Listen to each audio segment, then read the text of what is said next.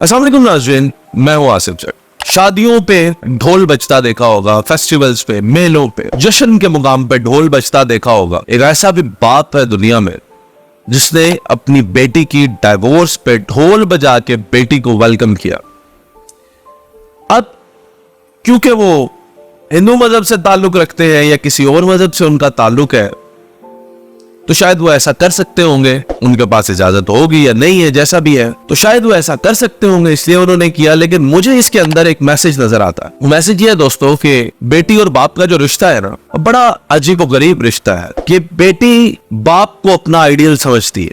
जिस मर्द को देखकर वो घर में पलती है, बड़ी होती है, वो मर्द उसका बाप होता है, उसका भाई होता है।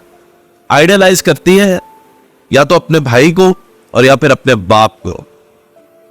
और इस आइडियलाइजेशन में जो उसका अपना हमसफर होता है, उसके अंदर भी खूबियां ढूंढती है बाप की। अरे पगली, बाप तो शफीक होता है, बाप तो रहमदिल होता है, उसकी तो आप बेटी हो, वो तो आपके लिए जान भी दे देगा।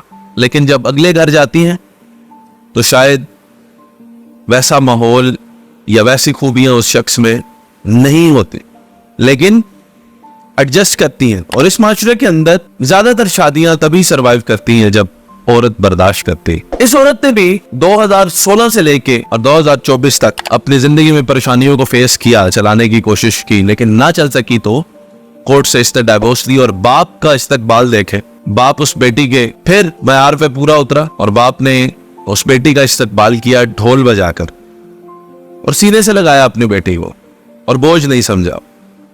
और काश के ये ढोल वाला एलिमेंट तो शायद किसी और ही माशरे की बात लगती है, लेकिन काश के अमली तौर पे बाप जो है वो इतने मजबूत हो तो बेटियों को वो ये सहारा दे सके कि सारी जिंदगी जुल्म अगर बर्दाश्त करना पड़े, मार अगर बर्दाश्त करनी पड़े, तो तुम वापस आ सकती हो।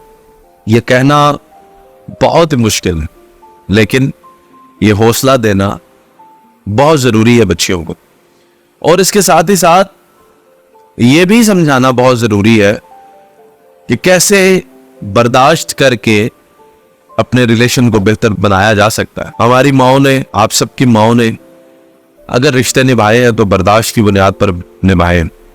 और आज अगर हमारी माएँ सलामत हैं, अगर माँ बाप की जोड़ियां सलामत हैं, तो वो यकीनी तौर पे माओ की एक उसमें बहुत बड़ी बर्दाश्त की कंट्रीब्यूशन है। अल्लाह सब बच्चियों को ऐसे वालिदैन अता फरमाए जो उनका इसी तरह से ख्याल रख सके, उनके जज्बात का ख्याल रख सके, उनकी सपोर्ट बन सके, और अल्लाह हर बच्ची के नसीब बहुत अच्छा करे।